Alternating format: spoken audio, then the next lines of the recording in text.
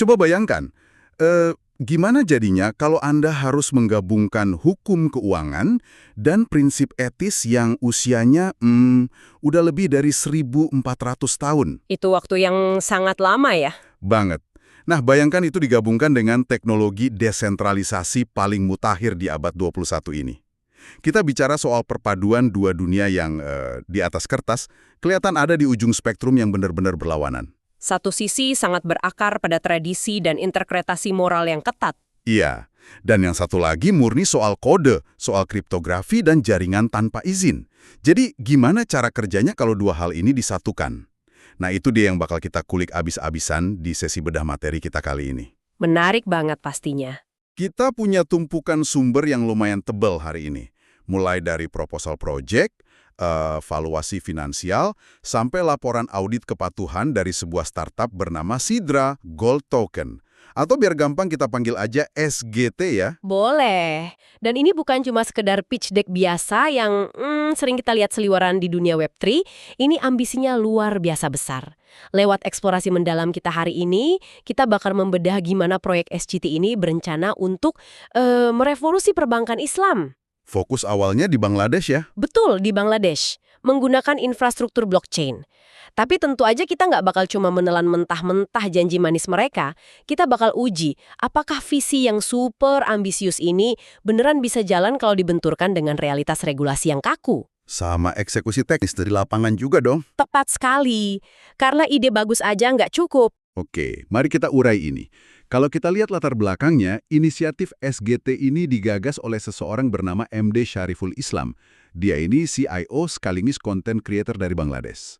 Menarik. Ada rekam jejaknya nggak? Ada, dan ini ada satu metrik yang lumayan bikin saya penasaran. Dia punya rekam jejak 409 referral yang terverifikasi di komunitasnya. Nah, angka 409 referral itu sebenarnya ngasih sinyal yang lumayan kuat. Dia bukan sekedar developer yang nulis kode sendirian di garasi gelap gitu ya. Iya, kayak stereotip programmer pada umumnya. Betul, dia punya kemampuan community building.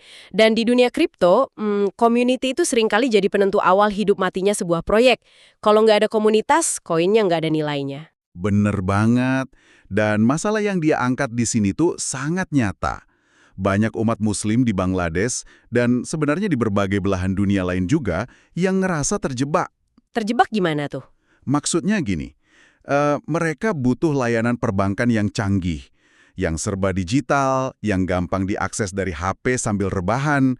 Tapi di sisi lain, layanan itu harus tetap mematuhi prinsip syariah. Ah, saya paham. Nggak mau ada riba. Persis. Intinya mereka butuh akses finansial tanpa riba dan tanpa biaya-biaya tersembunyi yang sering banget ada di bank konvensional. Anda tahu kan, tiba-tiba ada potongan admin bulanan yang kita nggak ngerti rinciannya. Yang sangat menarik di sini adalah gimana mereka memposisikan teknologi sebagai solusinya. Ini jadi unique value proposition atau UVP mereka. Coba jelaskan lebih detail soal UVP-nya ini. Gini, coba kita pikirin. Fondasi utama dari keuangan Islam itu kan keadilan, etika, dan transparansi absolut. Nggak boleh ada ketidakpastian atau unsur penipuan sekalipun. Betul, semua harus jelas di awal. Nah, secara teori, blockchain itu adalah medium yang paling pas buat nampung nilai-nilai itu. Kenapa? Karena blockchain itu immutable. Nggak bisa diubah sepihak ya? Nggak bisa. Sekali data masuk, ya udah permanen. Dan semua transaksi tercatat secara publik. Ibaratnya itu kayak buku besar yang bisa dilihat semua orang kapan aja secara real time. Jadi narasi yang coba dibangun oleh SGT ini brilian secara konseptual ya? Sangat brilian. Mereka seolah bilang, mari kita pakai teknologi paling transparan yang ada di dunia saat ini untuk menjalankan sistem keuangan yang memang sejak awal menuntut tingkat transparansi tertinggi. Secara filosofis, perpaduan ini sangat masuk akal. Dan pasar ternyata merespon narasi itu dengan sangat antusias loh. Kita nggak cuma ngomongin teori kosong di atas kertas di sini. Ada datanya? Ada. Data awal mereka nunjukin kalau ada 2.472 kontributor yang udah mengumpulkan sekitar 270.630,76 koin SDA. Wow. Untuk ukuran fase bootstrap, dukungan komunitas sebesar itu adalah validasi yang kuat. Validasi kalau ada pain point yang beneran lagi dicoba diselesaikan oleh mereka. Buat Anda yang lagi dengerin sekarang, coba deh refleksikan sebentar. Pernah nggak sih Anda ngerasa nilai-nilai personal atau keyakinan Anda bentrok sama layanan keuangan yang Anda pakai tiap hari? Mungkin ada rasa skeptis ya, uangnya diputar di industri apa oleh bank. Iya kan? Atau ngerasa biaya admin bulanan itu nggak transparan dan nggak adil? Nah, rasa frustrasi semacam inilah yang jadi bensin utama buat pergerakan komunitas SGT ini. Keresahan itu emang selalu jadi katalis buat inovasi fintech. Tapi gini, punya ribuan pendukung di fase awal itu satu hal. Mengonversi dukungan itu jadi institusi perbankan sungguhan yang legal dan patuh hukum, nah itu tantangan yang levelnya jauh beda. Beda alam malah ya. Betul. Dan kalau kita mulai masuk ke detail operasional mereka, kita bakal lihat ada semacam tarik-menarik yang intens antara visi Web3 yang serba idealis dengan kerasnya realitas bisnis konvensional. Disinilah bagian yang sangat menarik. Kita masuk ke obrolan soal roadmap dan tentu aja duitnya. Selalu soal duit pada akhirnya. Pasti. Mereka punya rencana kerja yang dibagi jadi 5 fase. Mulai dari konsep, terus pengembangan teknis, testing, strategi marketing, sampai ke tahap launching. Tiap fase diproyeksikan butuh waktu 3 bulan. Jadi totalnya sekitar 15 bulan dari nol sampai rilis. Cukup standar sih untuk startup teknologi. Standar ya, tapi pas saya lihat rincian anggarannya, coba Anda tebak. Berapa modal yang mereka siapin buat mengeksekusi kelima fase ini? Kalau bangun sistem perbankan dari awal mungkin ratusan ribu dolar. Cuma $10.000. Tunggu dulu. $10.000 untuk membangun platform perbankan berbasis blockchain? Iya, 10.000 aja. Bayangin, $10.000 itu buat gaji developer yang bagus di Silicon Valley mungkin cuma cukup buat hitungan hari. Itu pun udah mepet banget. Nah, makanya. Tapi tunggu dulu, anehnya, pas saya cek dokumen internal lainnya, tepatnya di bagian laporan investor di halaman berikutnya, di sana malah tertulis kalau mereka sebenarnya butuh injeksi dana sekitar $1,5 juta. $1,5 juta. Untuk apa itu? Disebutnya buat menutupi biaya logistik, legal, dan operasional awal. Ini kan lompatannya jauh banget, dari $10.000 ke $1,5 juta. Gimana Anda melihat diskrepansi angka yang lumayan gila ini? Jika kita hubungkan hal ini dengan gambaran besarnya, ini sebenarnya adalah potret yang sangat akurat tentang gimana startup Web3 biasanya beroperasi di fase paling awal. Maksudnya punya dua standar anggaran gitu? Gini, angka $10.000 itu mencerminkan mentalitas bahwa kode itu murah. Buat bikin smart contract dasar, nyewa server awan, dan bikin purwarupa aplikasi, $10.000 di negara dengan biaya hidup seperti Bangladesh mungkin memang cukup. Mereka mencoba selin mungkin. Sangat hemat ya, tapi begitu mereka mau nyentuh dunia nyata, tagihannya langsung meledak. oh, tagihan untuk legalitas dan semacamnya. Tepat. Angka $1,5 juta itu adalah harga tiket masuk ke dunia keuangan tradisional. Karena Anda nggak bisa bikin entitas sekelas bank cuma dengan modal niat dan baris kode. Betul juga, harus ada jaminan keamanan. Anda butuh kemitraan dengan prosesor pembayaran uang fiat, Anda butuh menyewa firma hukum kelas kakap buat ngurusin izin dari otoritas moneter setempat, dan yang paling mahal, Anda butuh arsitektur keamanan siber setingkat bank. Biaya compliance atau kepatuhan hukum itu eksponensial mahalnya dibanding biaya bikin kodenya itu sendiri. Masuk akal banget. Terus terang, penjelasan Anda barusan juga menjelaskan kenapa struktur tim mereka kelihatan agak unik di mata saya. Unik gimana strukturnya? Di dokumen ini, mereka punya tim yang lumayan gemuk untuk ukuran startup tahap awal. Ada 43 orang, dan mereka dengan bangga menekanin kalau nggak ada posisi yang kosong. Semua peran udah terisi penuh. 43 orang dengan modal awal $10.000. Itu gimana bayarnya? Nah, itu dia yang bikin saya mikir. Pembagian ekuitas atau sahamnya ternyata yang jadi jawaban. Tim inti dapat 34%. Lalu ada 33% buat kontributor tunai, dan sisanya dibagi rata antara perusahaan holding dan kontributor koin SDA. Alokasi 34% buat 43 anggota tim tanpa modal kas yang besar di awal, itu adalah definisi murni dari sweat equity. Keringat dibayar saham ya? Betul. Artinya mayoritas dari mereka kemungkinan besar dibayar pakai saham atau token perusahaan, bukan gaji tunai rutin tiap bulan. Mereka kerja keras sekarang dengan harapan valuasi proyek ini bakal meroket tajam pasca peluncuran nanti. Ini model insentif yang sangat standar di industri kripto. Saya paham, tapi ini yang bikin saya agak senyum-senyum pas baca rincian jabatannya. Porsi sahamnya itu kan dibagi-bagi ke posisi spesifik. Ada rincian detailnya? Ada dong. Misalnya, CEO dapat 6,5%, CTO dapat 2,7%. Wajar kan? Posisi petinggi dapat lebih besar. Sangat wajar. Tapi, mereka mengalokasikan 2% saham buat satu orang pakar keuangan Islam. Oke, satu orang pakar. Iya. Nah, di saat yang sama, mereka juga ngasih total 2% saham untuk 8 orang brand ambassador. Coba bayangin. 8 orang bertugas buat hype dan marketing, sementara cuma ada satu orang yang memikul beban berat buat mastiin seluruh infrastruktur keuangan ini nggak melanggar hukum agama. Nggak agak jomplang tuh menurut Anda? Proporsi itu emang kerasa banget aura Web3-nya. Di dunia kripto, pemasaran, hype, dan visibilitas itu seringkali dikasih bobot yang sama atau bahkan lebih besar dibanding fondasi teknis atau fundamentalnya. 8:1 itu rasio yang cukup berani sih. Berani atau nekat? Mungkin dua-duanya. Tapi jangan salah, kehadiran satu posisi pakar keuangan Islam di level eksekutif itu fungsinya ibarat rem darurat buat mereka. Karena kalau kita bicara soal layanan berlabel syariah, satu kesalahan kecil aja dalam compliance bisa menghancurkan seluruh reputasi proyek dalam semalam. Kepercayaan nasabah langsung hilang ya. Nah, pas banget. Mari kita masuk ke arena yang paling menantang dari dokumen ini. Ujian kepatuhan. Ini pasti bagian auditnya ya. Betul.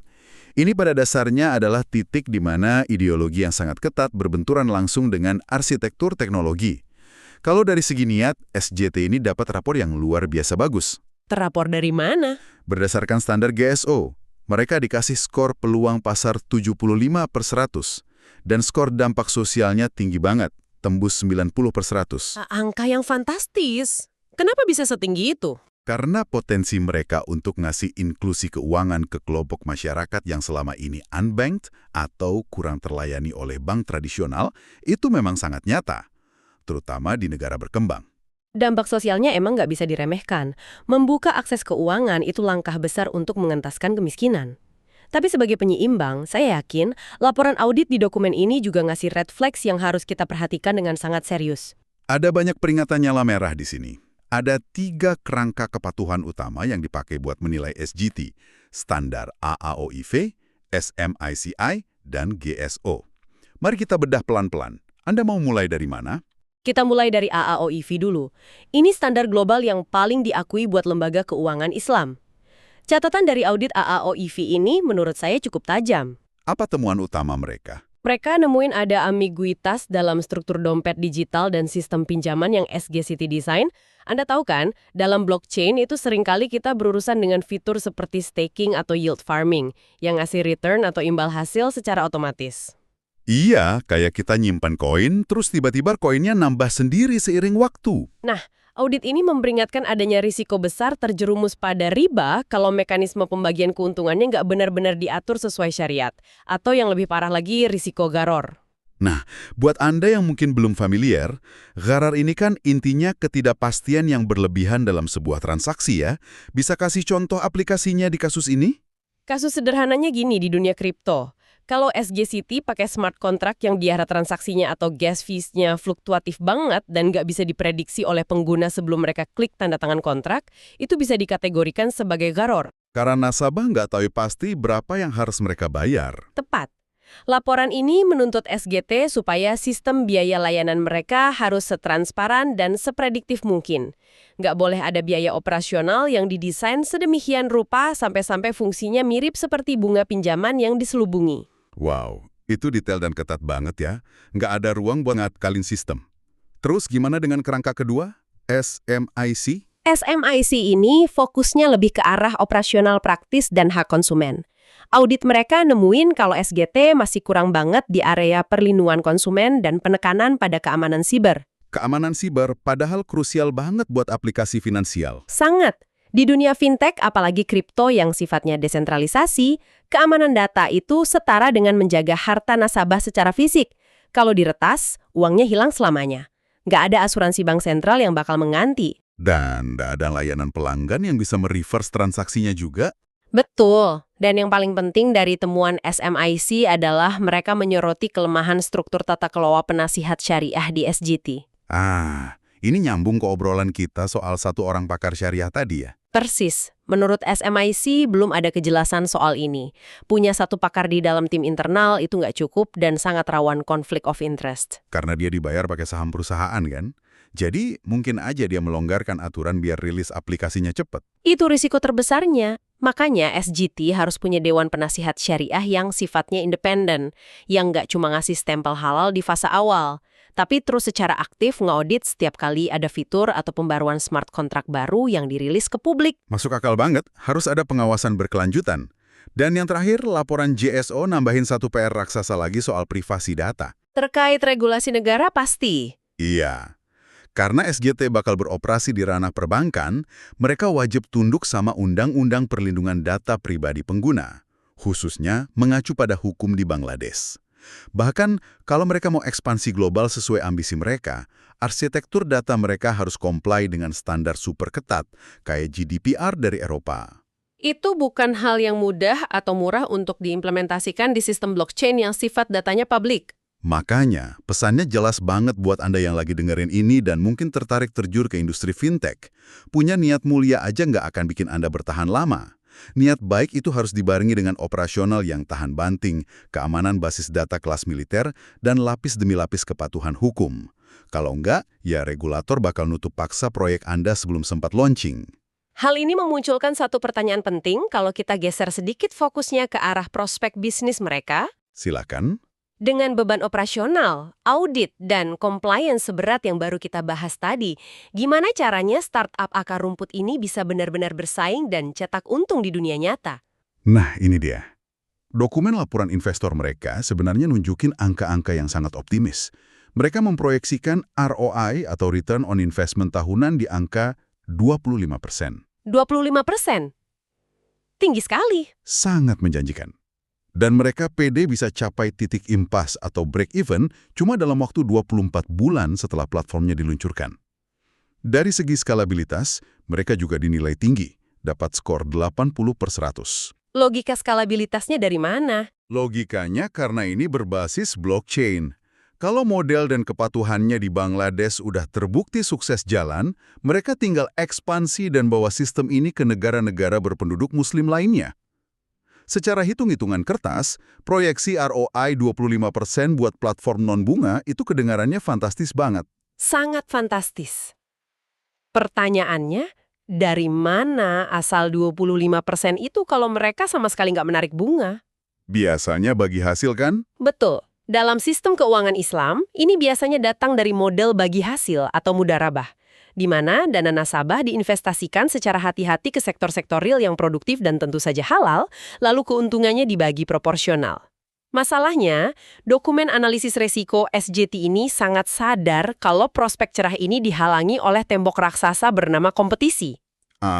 Pesaing mereka. Maksudnya institusi bank tradisional di Bangladesh yang udah mapan ya? Bank institusional di Bangladesh yang perlahan tapi pasti mulai merilis aplikasi digital syariah mereka sendiri. Bank raksasa yang masuk ke ranah digital. Bank-bank ini udah punya modal yang nyaris tak terbatas, basis nasabah jutaan orang, dan yang paling penting, mereka udah mengantongi lisensi perbankan resmi dari negara. Jadi gimana SJT bisa bertahan melawan Goliat ini? Ada strategi mitigasi di dokumennya? Ada. Untuk mitigasi risiko ini, SJT sadar betul mereka nggak bisa main jadi lone wolf atau jalan sendirian. Dokumen mereka menjabarkan strategi bahwa mereka punya kebutuhan mutlak untuk mengejar lisensi perbankan dari otoritas pengatur pusat. Legalitas formal? Ya, mereka juga harus melakukan audit keamanan siber tingkat lanjut secara eksternal. Dan pada akhirnya, mereka harus membangun kemitraan dengan institusi keuangan lokal. Melawan raksasa sendirian tanpa modal politik dan legal itu sama aja bunuh diri secara bisnis. Saya setuju 100%.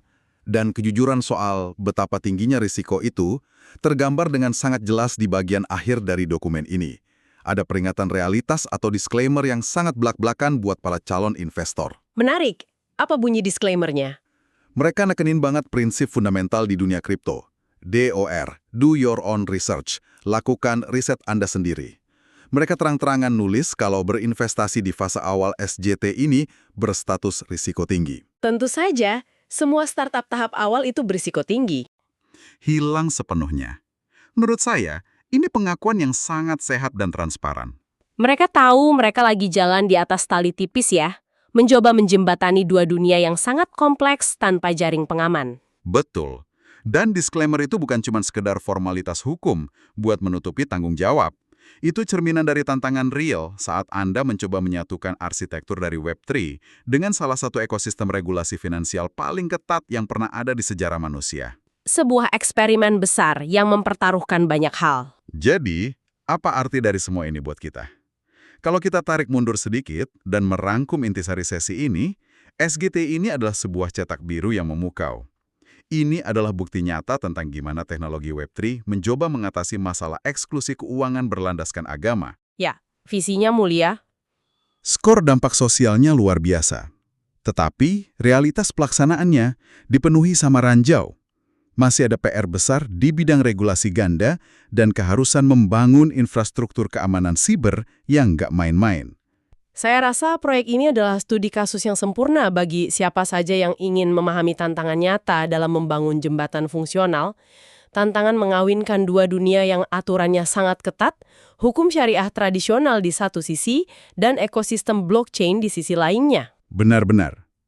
Kesimpulan yang solid. Tapi sebelum kita benar-benar menutup sesi ini, saya mau meninggalkan Anda, para pendengar, dengan satu pemikiran provokatif. Sesuatu untuk Anda renungkan yang jujur saja nggak dibahas langsung di dokumen sumber kita, tapi terbangun secara alami dari diskusi kita tadi. Pemikiran soal apa? Soal Dewan Penasihat Syariah. Kita telah melihat betapa pentingnya peran mereka dalam proyek ini untuk memastikan kepatuhan hukum agama. Namun hal ini memancing satu pertanyaan besar untuk Anda renungkan. Jika arsitektur dasar blockchain dirancang untuk bekerja secara otomatis, melalui smart contract yang tidak bisa diubah tanpa otoritas terpusat. Sifat immutable tadi ya? Betul. Lalu apa yang terjadi jika suatu hari kode pemrograman tersebut berbenturan secara fundamental dengan interpretasi dinamis dari otoritas Dewan Ulama? Anda tahu kan fatwa itu bisa berkembang sesuai zaman. Jika kode adalah hukum atau code is law di dunia kripto, siapakah yang pada akhirnya memegang kendali tertinggi atas kepatuhan spiritualitas dari dompet digital Anda? Wah, itu pertanyaan yang sangat mendalam soal otoritas ya, kode mesin melawan interpretasi manusia. Tepat, biar Anda yang merenungkan jawabannya sendiri. Nah, sepertinya waktu kita sudah habis. Terima kasih banyak untuk Anda yang sudah setia mendengarkan dan ikut membedah tumpukan dokumen yang rumit ini bersama-sama. Tetap kritis dan sampai jumpa di diskusi kita selanjutnya.